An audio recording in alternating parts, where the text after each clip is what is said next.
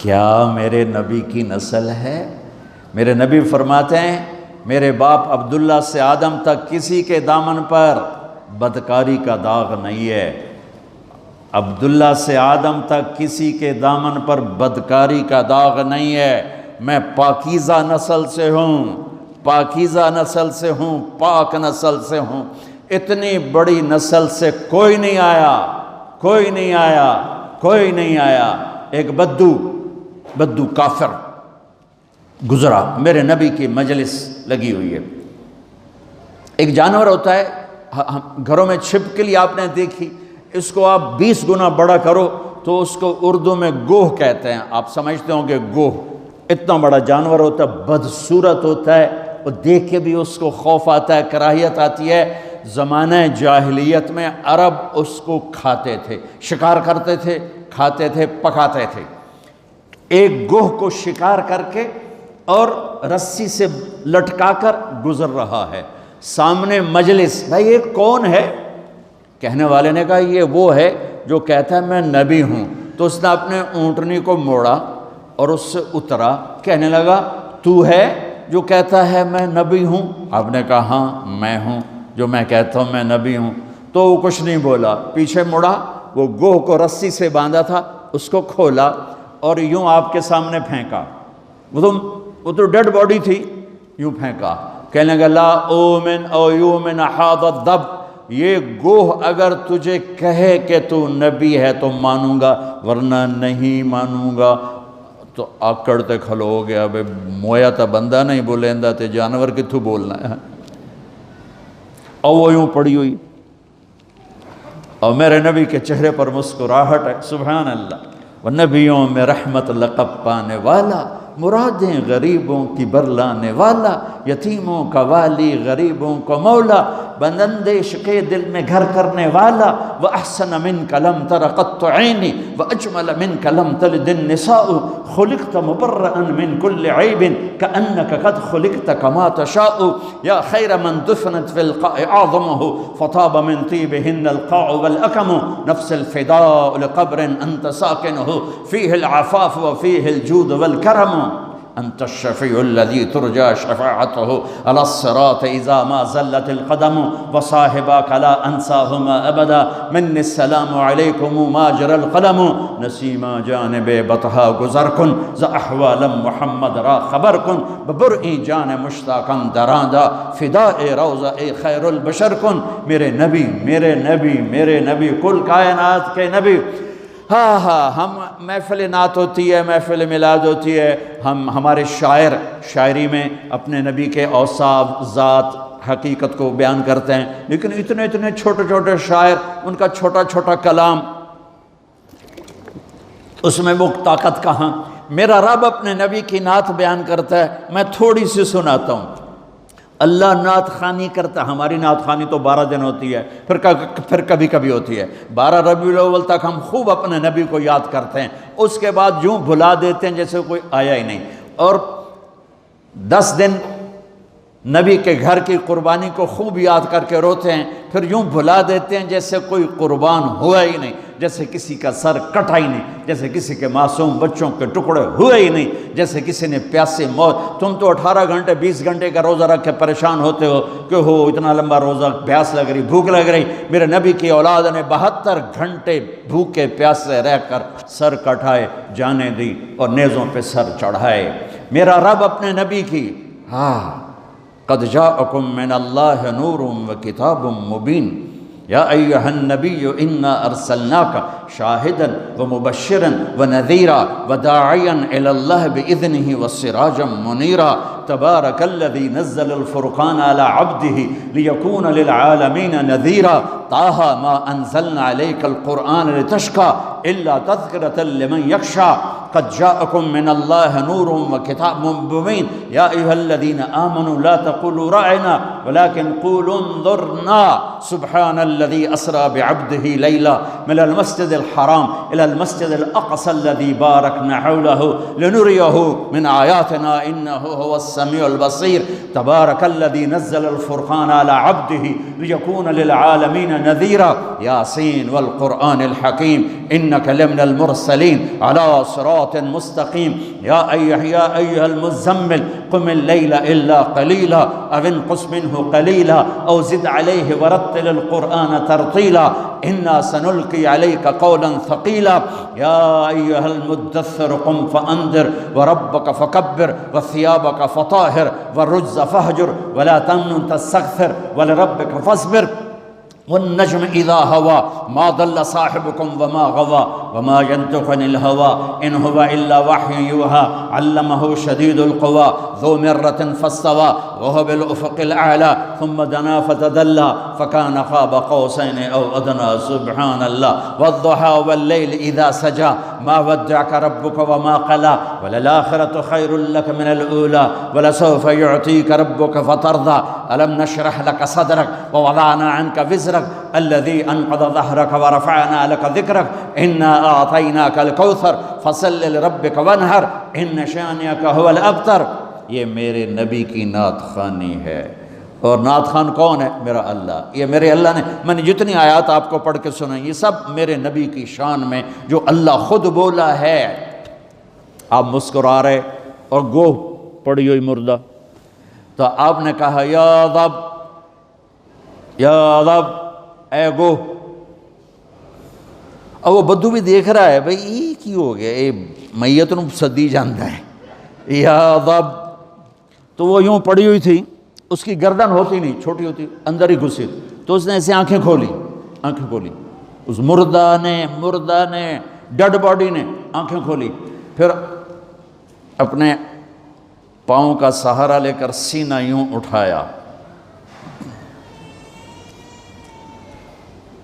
مردہ تو انسان نہیں بولتا ہے تو اپنی آواز نکالتا ہے. اب سننا یہ کیا کہنے لگی ہے، لبیک وصادیک یا زین من وافا یوم القیامہ. اللہ اکبر. کیا کہتی ہے؟ گوہ مردہ کیا کہتی ہے؟ عربی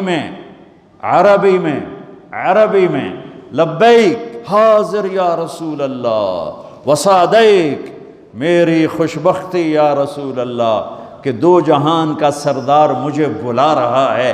میں حاضر یا رسول اللہ، میرے بھاگ جاگ اٹھے، میری خوش قسمتی یا رسول اللہ. آگے سنو، اس نے آپ کو ٹائٹل کیا دیا؟ یا رسول اللہ نہیں کہا، اوئے ہوئے ہوئے ہوئے کیا کہا؟ یا زین من وافا یوم القیامہ. قیامت کا دن بہت خوفناک اللہ نے بتایا ہے. قیامت کا دن اللہ نے قرآن میں بہت والساعۃ ادہا وامر، اللہ نے قیامت کے دن کو بہت خوفناک کر کے بتایا ہے اور ہیبتناک کر کے بتایا. یوم یجعل الولدان شیبا اذا زلزلت الارض زلزالها اذا السماء انفطرت واذا الكواكب انتثرت اذا الشمس كورت واذا النجوم انكدرت اذا السماء انشقت واذنت لربها وحقت فاذا نفخ في الصور نفخة واحدة وحملت الارض والجبال فدكتا دكة واحدة. قیامت. اور اس کی سننا میری بہنوں میرے بھائیوں سننا. وہ کہنے لگی لبیک یا رسول اللہ، حاضر وصادیق یا رسول اللہ، میں خوش قسمت کہ مجھے کون بلا رہا ہے؟ یا زین من وافا یوم القیامہ. قیامت کا دن بہت خوفناک ہے، پر جس کے وہاں ہونے کی وجہ سے قیامت کا دن بھی خوبصورت ہو جائے گا. اللہ اکبر. میرے پاس ایک کتاب ہے، اس میں میرے نبی کے 1177 نام لکھے ہوئے ہیں، صفاتی نام. آپ کا ذاتی نام تو دو ہے، محمد احمد دونوں اللہ نے قرآن میں ذکر فرمائے ہیں. صفاتی نام 1177، سب سے خوبصورت یہ نام ہے اس میں. اے وہ ہستی، اے وہ ذات جو قیامت کے دن کو خوبصورت بنا دے گی، جن کی وجہ سے قیامت کا دن خوبصورت ہو جائے گا. سبحان اللہ. آپ نے فرمایا ایک گو سے بات ہو، یہ گو بات کر رہی، یوں ایسے سینہ تان کے، اور اتنی خوبصورت آواز ہے کہ جیسے میری مائک پہ آواز گونج رہی ہے، گوہ کی آواز گونج رہی ہے۔ آپ نے فرمایا من تعبد، کون ہے تیرا اللہ، کس کی بندگی کرتی ہے؟ تو اس نے کہا من فی السماء عرشہ وفی الارض سلطانہ وفی البحر سبیلہ وفی الجنت رحمتہ وفی النار عقابہ، میں اس کی بندگی کرتی ہوں جس کا عرش آسمانوں پر، جس کی سلطنت زمینوں پر، جس کے راستے سمندر میں، جس کی رحمت جنت میں، جس کا عذاب جہنم میں۔ تو میں اگلی اب سنیے گا، من انا، میں کون ہوں؟ سبحان اللہ، من انا، آپ نے کہا میں کون ہوں؟ اب بدو کی آنکھیں پھٹ رہی ہوں، لے بھئی اے کی بڑی ہے، تب بندہ چھوڑے جانور بول پہ آئے۔ آپ نے فرمایا من انا، اب وہ کیا کہتی ہے؟ سنو، وہ کہتی ہے انت رسول رب العالمین، آپ رب العالمین کے رسول ہیں، اور اس کو بھی پتہ ہے کہ یہ آدھی بات کر رہی ہوں، اس کو بھی پتہ ہے یہ آدھی بات ہے، آپ رب العالمین کے رسول ہیں، یہ ابھی آدھی بات ہے۔ اگلی سنو، کہتی ہے وخاتم النبیین، اور آپ آخری نبی ہیں، آپ کے بعد کوئی نبی نہیں ہے۔ سبحان، ایک گوہ کو پتہ ہے کہ ان کے بعد کوئی نبی نہیں۔ کتنوں کو شیطان نے گمراہ کر دیا جھوٹے نبیوں کے پیچھے چلا کے، اور وہ گوہ مری ہوئی زندہ ہو کر کہہ رہی ہے آپ رب العالمین کے رسول ہیں، اور آپ کے بعد کوئی نبی نہیں ہے، آپ آخری نبی ہیں۔ تو اگلی سنو، آگے اس نے فتویٰ دیا قد افلح من صدقک وقد خاب من کذبک، جو آپ کی مانے گا وہ کامیاب، جو آپ کی ٹھکرائے گا وہ ذلیل و خوار و ہلاک، برباد۔ آپ نے فرمایا ہاں بھائی ہن دس کی صلاح ہے؟ وہ پہلے جو یوں کھڑا تھا پھر یوں ہو گیا، کہنے لگا ہن تو منیوں بغیر چارہ ہی کوئی نہیں، تو میت بلوا لئی، ہن پیچھے کی رہ گیا؟ یہ میرے نبی کی نسل، یہ میرے نبی کا مرتبہ، یہ میرے نبی کا خاندان، یہ میرے نبی کی ہستی حیثیت، وَعِسُّ إِلَى الْأَسْوَدِ وَالْأَحْمَرِ، ہر کالے گورے کا میں نبی ہوں، میں جنات کے نبی، کالے گورے کے نبی، مشرق مغرب کے نبی، شمال جنوب کے نبی۔ سبحان اللہ، کسی نبی پر جبریل آیا ایک دفعہ، ساری زندگی میں نبی ایک دفعہ جبریل آ کے پیغام دے کے دوبارہ کبھی نہیں آیا۔ کسی نبی کے پاس 2 دفعہ، 3 دفعہ، 4 دفعہ، 10 دفعہ، 100 دفعہ، 200 دفعہ۔ آپ کو نہیں پتہ ہوگا، میں بتانے جا رہا ہوں کہ ہمارے نبی کے پاس نبوت کا زمانہ سب سے تھوڑا 23 سال، اور 23 سال عربی کے سال، انگریزی کے نہیں، انگریزی کے نہیں، جو 6 مہینے اور اس میں سے 1 سال اور اس میں کم ہو جائے گا۔ 23 سال میں جبرائیل میرے نبی کے پاس 24,000 دفعہ آیا، 24,000 دفعہ، سبحان اللہ۔ اور جبریل کا آنا تو چھوٹی بات ہے، اللہ نے زمین سے اٹھا کے عرشوں پہ کھڑا کر کے بولا علی آجا میرے حبیب، آجا تیرے مرا ملاقات ہونی چاہیے، دوست کو دوست سے ملنا چاہیے، ملاقات ہونی چاہیے۔ پہلا آسمان، دوسرا، تیسرا، چوتھا، پانچواں، چھٹا، 7 آسمان گزروا دیے۔ پہلے آسمان پہ آدم علیہ السلام کھڑے تھے، استقبال کر رہے تھے، میرے بیٹے آ گئے، آدم علیہ السلام نے کہا میرے بیٹے آ گئے۔ دوسرے آسمان پہ عیسیٰ علیہ السلام، دوسرے آسمان پہ عیسیٰ علیہ السلام، زکریا علیہ السلام کھڑے، یحییٰ علیہ السلام استقبال کر رہے تھے، ہمارے بھائی آ گئے، 2 جہان کے نبی آ گئے۔ تیسرے آسمان پر یوسف علیہ السلام کھڑے تھے پھولوں کے ہار لے کر، چوتھے آسمان پر ادریس علیہ السلام کھڑے تھے پروٹوکول لے کر، 5ویں آسمان پر ہارون علیہ السلام کھڑے تھے فل پروٹوکول کے ساتھ، چھٹے آسمان پر موسیٰ علیہ السلام کھڑے تھے فل پروٹوکول کے ساتھ۔ ہر جگہ نبیوں کا، فرشتوں کا، مجھے فرشتے جو ہیں نا، کوئی سجدے میں، کوئی رکوع میں، کوئی قیام میں، کوئی تسبیح میں، کوئی تلاوت میں، کوئی ذکر میں نے کہیں پڑھا نہیں، لیکن مجھے خیال آتا ہے کہ جس دن میرے نبی آسمانوں پہ گئے ہوں گے، ہر آسمان کے فرشتے اپنی اپنی بندگی میں تھے اور اب بھی ہیں، لیکن جب میرے نبی پہنچے ہوں گے تو اللہ نے فرشتوں سے کہا ہوگا میری تسبیح چھڑ کے میرے نبی نے ملو جاؤ میرے نبی کو ریسیپشن دو، پروٹوکول دو۔ سورے فرشتے میرے نبی کے قدموں پہ قربان ہو رہے ہوں گے۔ چھٹے آسمان پر موسیٰ علیہ السلام، میرے بھائی آ گئے، میرے بھائی آ گئے۔ 7ویں آسمان کا نظارہ کچھ اور تھا، ایک عجیب حکمت۔ ساتویں آسمان پہ ایک بیت اللہ دیکھا، جیسے مکے کا بیت اللہ، اس کا طواف ہو رہا ہے، اور اس بیت اللہ کی دیوار کے ساتھ ایک بزرگ آدمی یوں بیٹھا ہوا ہے، سفید داڑھی ہے ناف تک، اور یوں بیٹھا ہوا ہے، وہ نہیں اٹھا ہے، وہ ایسے ہی بیٹھا ہوا ہے۔ تو میرے نبی جبریل سے پوچھتے ہیں یہ بزرگ کون ہے؟ تو وہ فرماتے ہیں یا رسول اللہ یہ آپ کے دادا، آپ کے جد، آپ کے باپ ابراہیم علیہ السلام ہیں۔